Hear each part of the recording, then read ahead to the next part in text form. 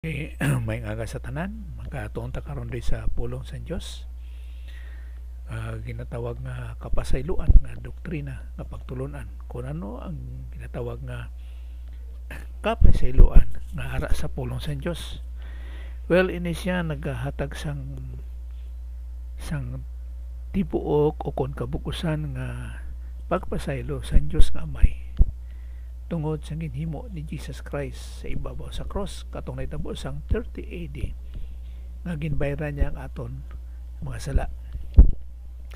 Well, sa atong pagsubay sini mabasa naton sa Salmo 103:12 nga nagasiling nga subong sa kalayo sang sidlangan kanang est sa katundan kanang west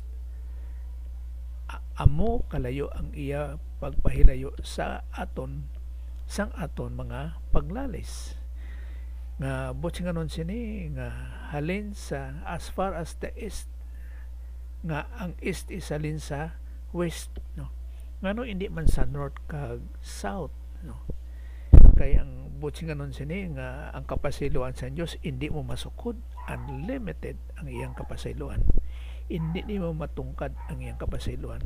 Among hindi salin sa north kag sa south, kaya ang north kag south may ara na siya sang katapusan. Butsinganon nga kung magkato ka sa north, dito ka lang sa north, pero pagkato nimo sa south, dito ka lang sa south, kaya kana siya mag-tilt lang na siya sa sun, ang earth. Kaya ang isa sini ka hitabo nga kung magkadto ka sa east, kung magkadto ka sa east, kay gatuyok man ang earth counterclockwise, butsinganon nga pagkato nimo sa east, ilibuton kaniya palibot naman pabalik sa west. Kung dito ka naman sa west, patuyokon ka man niya pagkato sa east. Sa aton pa ang west nga opposite sa sun, dalong kaniya sa east nga dira ang sun. So samtang gatuyok na ang earth from west to east, hindi mo masukod kung diin ang east kag west, kay gabalik-balik lang na siya, no. Lain sa north kag south nga pag-abot mo sa north, dito ka lang sa north kag hindi ni siya magkadto sa south, kag ang south dito ka lang sa south kag hindi siya magkadto sa east. Well, amo na ang kapasayloan sa Dios, ang iyang pagpahilayo sang aton mga sala, hindi masukod. Amo nga ang aton nga kon ang kapasayloan sa Dios sa aton gingkuha niya nga hindi gin masukod nga kapasayloan nga wala na ina tanan. Kaya rin po ang ginasiling diri sa kon mabasa naton sa Isaiah 43:25 nga nagasiling man nga even I, siling sa Dios, am he who blots out your transgression for my own sake. Furthermore, I will not remember your sin. No? Sa aton pa, ako gid amo siya nga nagapana sang imo mga paglalis o kung sang imo mga sala tungod sa akon, kag hindi na ako magdumdum sang imo mga sala. So as long nga ang kalayo sang east from the west nga dito halin, no, amo na kalayo ang hindi pagdumdum sang Dios sang aton mga sala. Kay ginatanaw ini siya sa palaaboton sa pagtuman sang mando ni Jesus Christ sang Dios nga Amay o kung Dios nga Amahan nga sa pagbayad niya sang aton mga sala. Kay remember, ni gusto unta si Jesus Christ ini nga nagsiling siya sa garden sa Gethsemane nga, let this cup pass over me, but not my will but thy will be done. Kaya ang pag-inom niya sang kopa, nagapadayag na sang pagbayad niya sang aton mga sala. So sa aton pa ang prayer ni Jesus Christ, no, o kon ang iyang nga botsing ganon nga let this cup pass over me, hindi unta siya magbayad sang aton mga sala, pero ang iyang pagtuman sa mando sa Dios nga Amay nga not my will but thy will be done, gintuman gid niya, no, sa bando sa Dios nga may nga siya magbayad sang aton mga sala dito sa ibabaw sa cross, but thy will be done. So mo nang gugmas ni Jesus Christ sa aton nga siyang nagbayad sa aton mga sala, kay nga aman nga angay nga siya kit lang ang makabayad sa aton mga sala, tungod kay siya is the perfect siya nga offering sa pagbayad sa aton mga sala. Sa aton pa hindi kita makabayad sa aton mga sala kay kita makasasala. Amo nang nahitabo ito sa garden sa Eden, no? Nga paghimo ni Adan sa pagsupak sa manot sa Dios nga hindi pagkaon sa bunga sa tree of the knowledge of good and evil. Sa iyang pagsupak sina, tanan kita was imputed sang iyang sala, Adam's old sin ginbutang sa aton. Amo na nga kitang mga matawo are not created in the image and in the likeness of God. Kung dili parehas kita in the image and in the likeness of Adam. Amo nang natabo sa aton. Okay, para sa karon kung natong katuan ng the book of Genesis. The book of Genesis chapter 5. Kung mabasa natin diri sa chapter 5, verse 1. This book of the generation of Adam, the day of created, in the likeness of God made he him. Sa aton pa si Adan lang were created in the image and in the likeness of God. Nga ginhimo sa Dios in the first place. nga halin sa abo, amo na ang tao kita mapatay magabalik sa abo kay siya dan halin sa abo o kung sa duta na lupa. Kag si babae man o kung gitawag nga si iba were created hindi halin sa abo kundi halin sa gusok ni Adan. Dito nagalin si babae o kon si iba nga ginpangalanan na after nga nakahimo sala si Adan, no? Pero were created in the image gihapon and in the likeness of God. Kay ngano? Kay pareha sa kay Adan nga gintuga sa Dios in the image and in the likeness of God.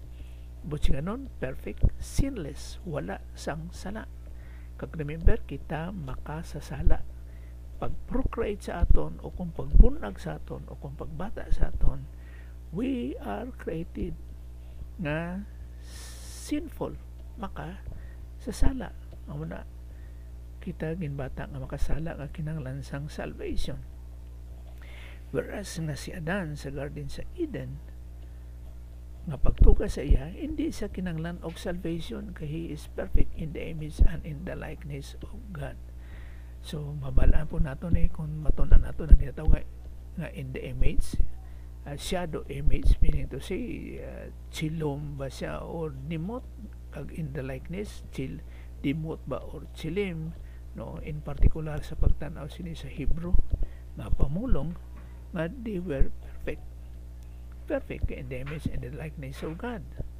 Muna nga sa verse 2, male and female created he them sa Diyos and blessed them and called their name Adam. So gintawag ang ilang pangalan nga Adam kay but siya ganon human in the day when they were created. So kung tanong natin din Adam, no? Adam, the name of the first man also of a place in Palestine, Adam. So ang tawag is Adan, the first man. Tapos sa verse 3, and Adam lived 130 years and begat his own likeness, a son, begat a son in his own likeness after the image and called him Seth. So pag-anak nila kay Seth in his own likeness, ngano na siya dan? Makasasala after his image nga makasasala. And the day of Adam sa verse 4, after he had begotten Seth, were 800 years, and he begot sons and daughters. So, and all the days that Adam lived were 930 years, and he died. So ayon na pamangkot kay pwede po speculation nga pagkaon ni Adan sa tree of the knowledge of good and evil, dili to siya mansana sa kundi bunga siya sa tree of the knowledge of good and evil, dito nagsugod ang iyang edad.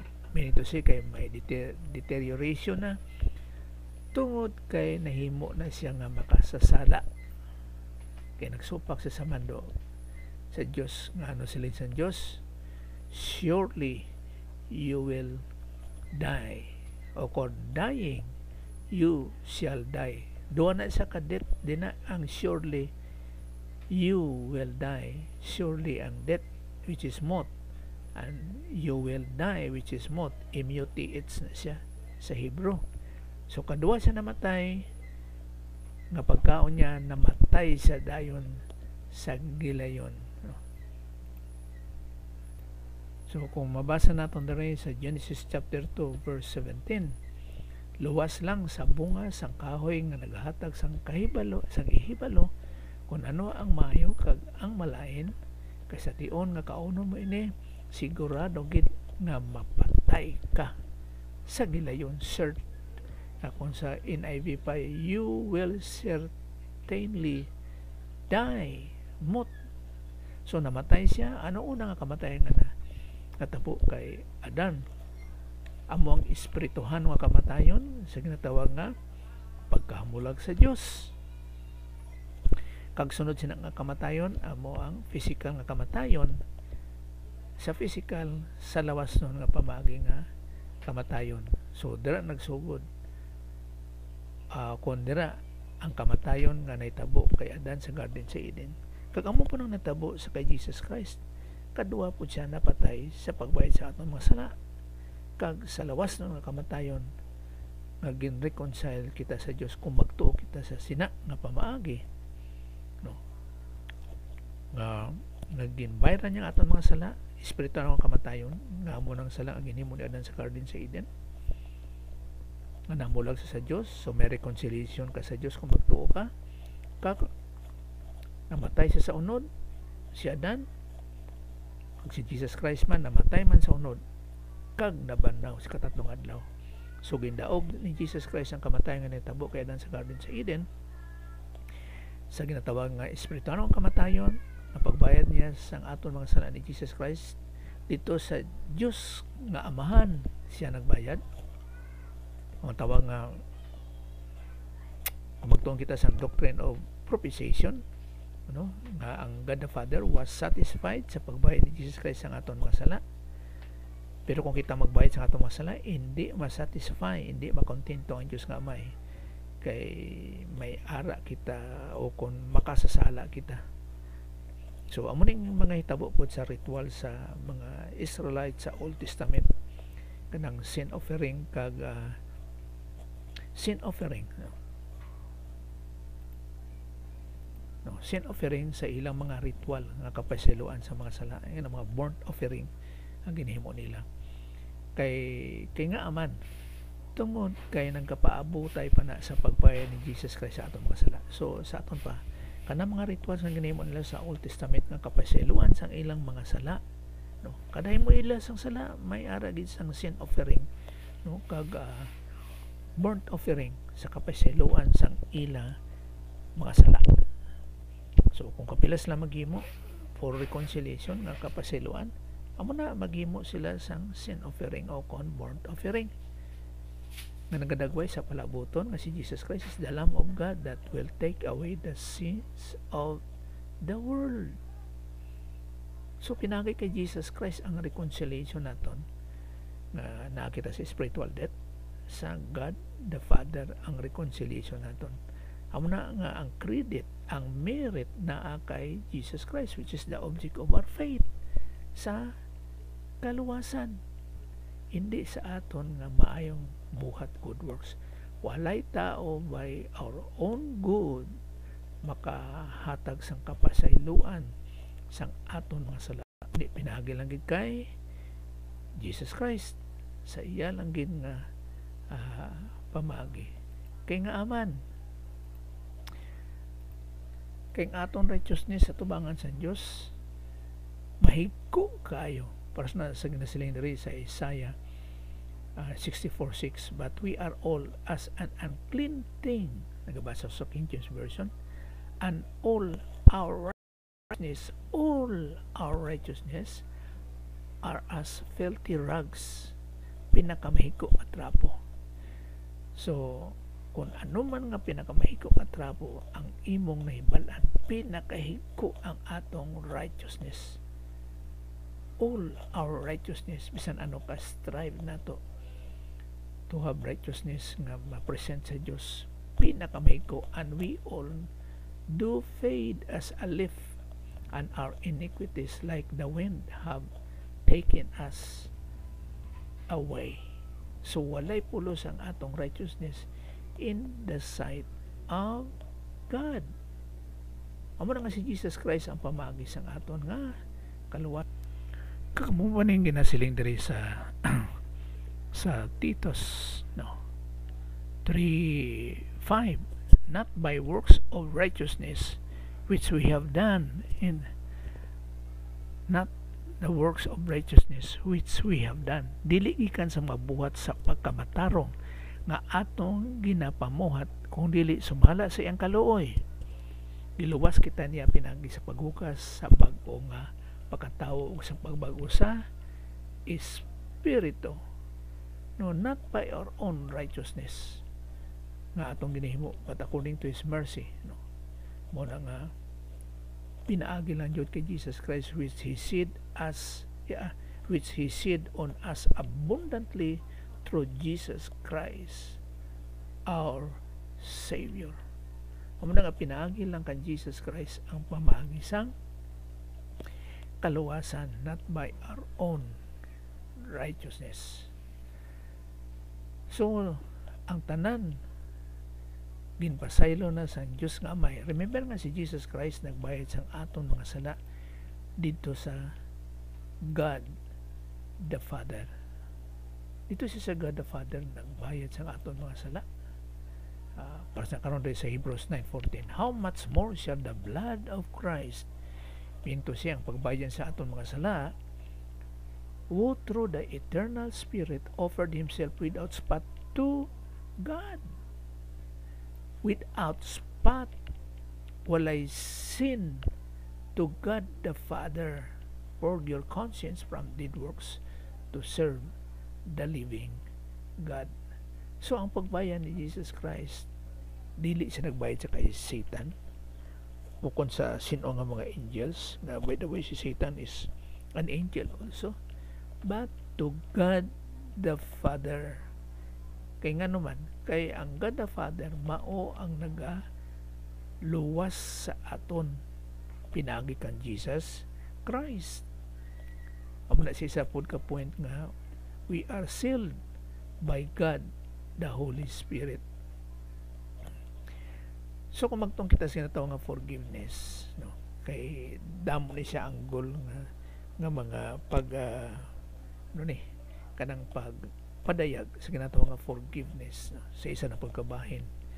Amo nang hindi basta-basta po ng mga terminology nga pamulong sa Bible kung unso yang pabutsin nga non by context, nga sa ila sa unang panahon kay paras ng redemption, wala kita gin-redeem nga murag sa pawn shop. No, hindi, kay walay pawn shop sa Bible, wala.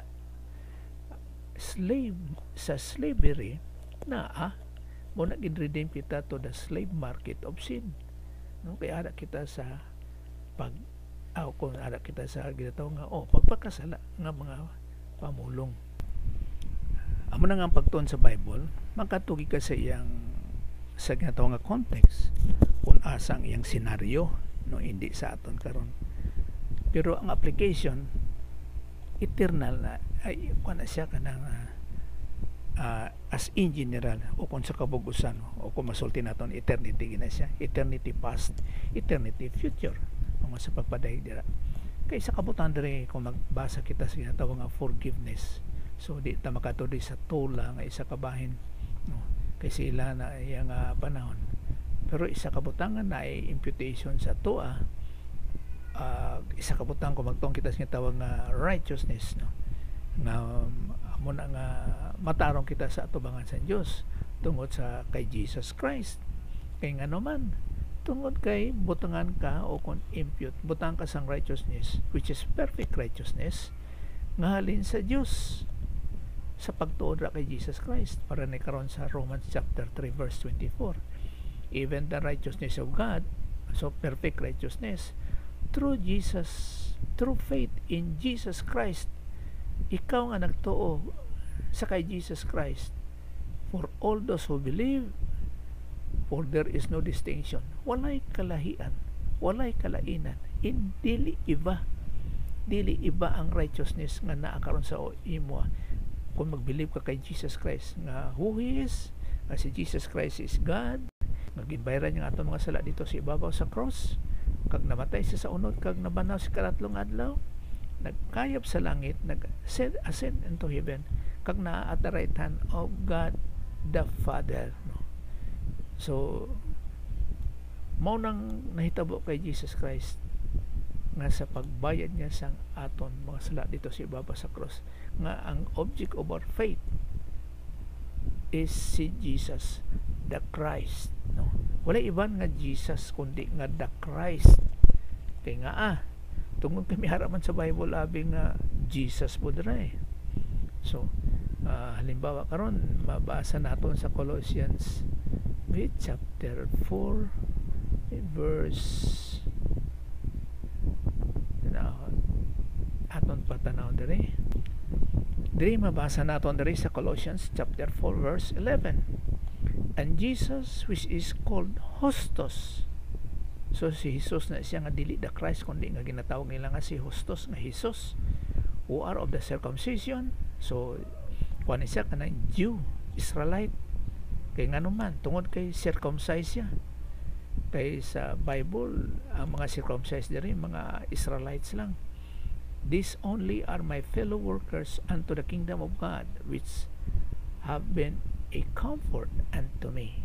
So si Jesus nga Hostos, o si Jesus nga ginganlan Husto sa Cebuano pa, nga sa mga taga circumcision kini sila mao lamang ang mga masig katabang nako alang sa ginarian sa Dios, mga tawo nga maoy kalipay ko. So karon dili tanan gali nga Hesus nga sa Bible na pertain sa kay Jesus the Christ, mo na nga may ara gani sa sang definite article, yes, nga no? Nga sa pagkilala nga kani nga Hesus is Christ, Kristo, o kon kani nga Hesus is Messiah. Kaya remember ang pulong nga Messiah is Hebrew, pero ang Christ nga Kristo sa Greek is Greek siya Kristo, mo na Jesus the Christ, halin na siya the Christ, halin na siya sa Greek nga pamulong. Kay Jesus the Messiah halin sa Hebrew nga pamulong, no? So amo na mga pagpadayag.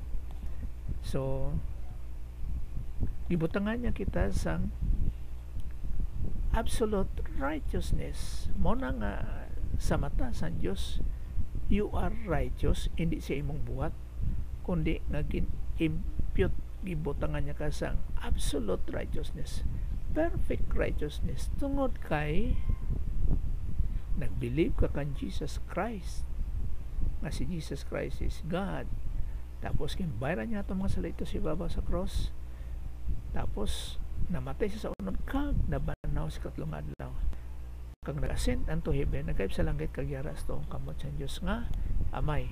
Well, makatuon po kita sa pagtulunan nga ginatawag nga mga pagtulunan nga Trinity, no? Three distinct personalities pero one sila in essence, one sila sa ilang kinaiya. Mo na nga nagato kita in one God, kay isa ang ilang kinaiya pero tatlo ka distinct personalities, no?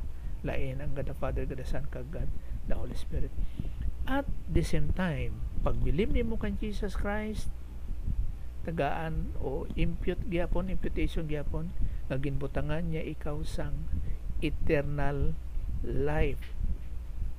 kana siya nga life is eternal, meaning to say no beginning kag no ending.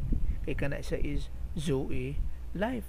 In other words, kana siya nga life is the life of God. Zoe life. Dili sa isa ka life nga bios life, human life. Dira siguro nagaling ng pulong nga biology, no? Nga nag-iskot sang tawag nga bios life. Meaning to say, ang bios life na sa beginning, ang pag-anak sa aton, o kung ang pag-anak nagsugod, tapos eternal na siya.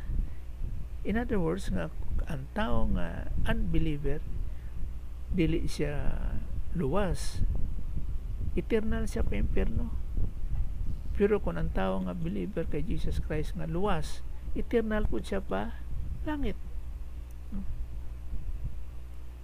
Pero ang Zoe life nga iya sa Diyos nga i-impute, ibutang iya sa mga nagtuo sa kay Jesus Christ is eternal siya, nga walay sinubdan, eternity pass na siya, di mo siya masukod saan o nagsugod. When is the beginning of God, di mo siya ma-measure, o eternal po siya sa future, kaya hindi mo siya masukod po. So amo nang gibutang niya sa mga believer of the Lord Jesus Christ, para sa atong karon ginatawag nga mga Christians. Kung kisa gani magsiling na po kung magtuon na po sa Christianity, ano ba ang butsing ganon sang Christian? Ano ang meaning ano na imo kang Christian? Na mga definition of terms na may balaan naton kung ano ang atong ginatuuhan. Kay importante kayo nga mahibalaan mo ang imong ginatuuhan, which is the object of your faith. Si Pablo pa, be not ignorance sa mga pagtulunan. Words are important. Kaya nga naman, kaya kung ano imong ginatuuhan, mauna magadala sa imo sa eternity. So kung wala kay kasiguraduhan sa imong ginatuuhan, ngano nga nagtuo ka something na wala mo naintindihan, or amo nang magawas distortion sa kinabuhi. Now, isa po sinidiri, para sa sa 1 John 2:2, and He, si Jesus Christ Himself, is the propitiation for our sins. But sing anon sining propitiation nga ang God the Father na kontento, was content, ang contentment na sa iya nga sa pagbayad ni Jesus Christ ang aton mga sala. He is the propitiation for our sins. Ang God the Father na kontento sa pagbayad ni Jesus Christ ang aton mga sala. Amo nang pulong nga propitiation nga nakontento ang Diyos nga Amay sa pagbayad sang aton mga sala. So ang Diyos nga Amay nakontento sa pagbayad sang aton mga sala, nga kung sa Sibano pa og siya mao ang halad sa pagpasiguli tungod sa atong mga sala. Siyang bayad sa atong pagpasiguli, pinagi lang ikan Jesus Christ, o dili lamang tungod sa aton, kung dili usab tungod sa iya sa tibok nga kalibutan. So sa aton pa, hindi lamang sa mga believers, mga Christians, mga anak sa Diyos, ang pagbayad ni Jesus Christ ang aton mga sala, kundi sa tibuok, also for the sins of the whole world, tanan. Muna nga dili isyo ang salvation sa righteousness, kundi tungod sa pagbayad ni Jesus Christ sang aton mga sala. Amo nang tawag nga propitiation. So ang God the Father was nakontento, was satisfied sa pagbayad ni Jesus Christ sang aton mga sala. Well, 29:31, so mga 30 minutes man siya. So mo na nga dili pinagi sa nga maghimo ka sang imong mga buhat for salvation, nga making yourself right. Mas karon magbasa tadi sa Galatians 2:21. Wala ko igasalikway ang grasya sa Dios, no, sa salvation. Kay kun ang pagkamatarong pinagi pa sa kasuguan, nan si Kristo namatay sa walay hinungdan. Kay ngano man, kay si Jesus Christ nagbayad sang aton mga sala.